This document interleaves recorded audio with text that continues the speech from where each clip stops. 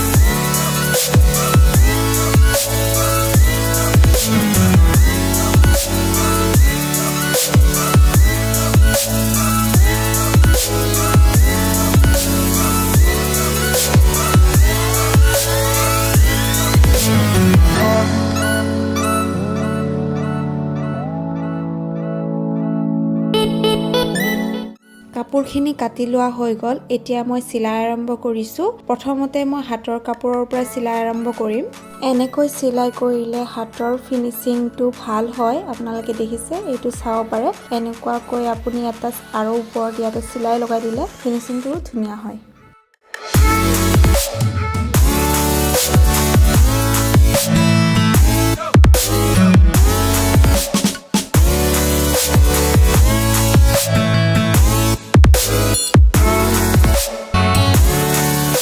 ব্লাউজৰ হাতৰ কাপোৰটো চিলোৱা হৈ গল এতিয়া মই ফ্ৰন্ট পাৰ্টৰ চিলাই আৰম্ভ কৰিম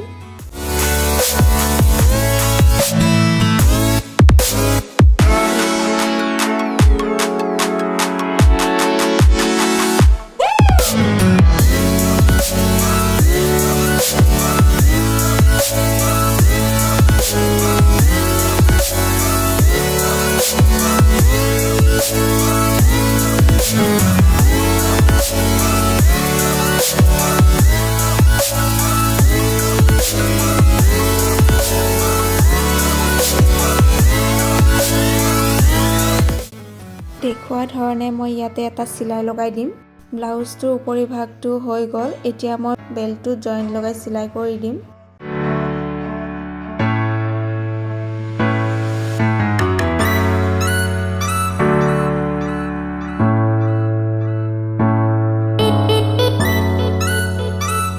ব্লাউজটোৰ ফ্ৰন্ট পাৰ্টখিনি কমপ্লিট হৈ গল এতিয়া মই ব্লাউজৰ লটকন লগাবৰ বাবে দড়িটো বনাবলৈ আৰম্ভ কৰিছো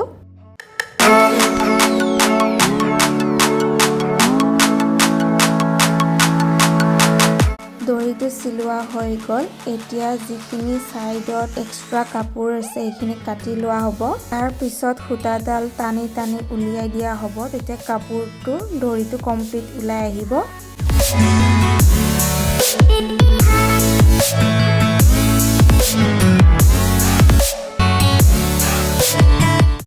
এনেকৈ মই দড়ি দুডাল চিলাই কৰি ললো এতিয়া ব্লাউজটোৰ বেক পাৰ্টত দড়িটো ফিক্স কৰি চিলাই আৰম্ভ কৰিছো মই ব্লাউজৰ বেক ডিজাইনটো মটকা ডিজাইনত কৰিছো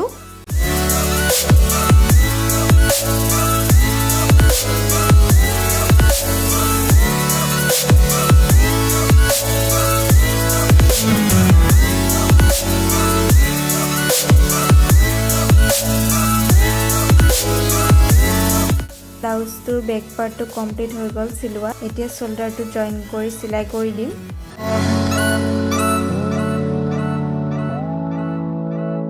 শোল্ডাৰ জইনিং হৈ গল এতিয়া মই ব্লাউজত পাইপিং লগাবলৈ ষ্টাৰ্ট কৰিছো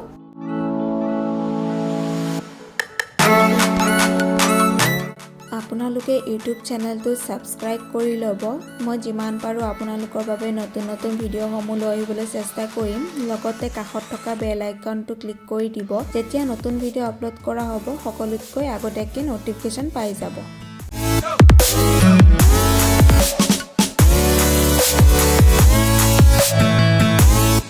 ব্লাউজটোত পাইপিং লগোৱা কমপ্লিট হৈ গল এতিয়া ব্লাউজটোৰ সৈতে হাতৰ কাপোৰটো জইন লগাই চিলাই কৰি দিম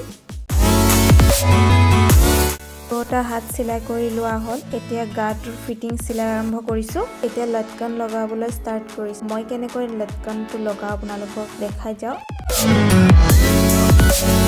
মই দেখুৱা ধৰণে এনেকৈ চিলাই কৰি ল'ব অকমান ঠাই এৰি দিব তাৰ পিছত উলুটাই ল'ব কাপোৰখিনি লৈ আকৌ এটা যিখিনি ঠাইত চিলাই কৰা হৈছিলে অকমান চিলাই কৰি দিব তাৰ পিছত উলুটাই দিব চাব লটকনটো কমপ্লিট হৈ গ'ল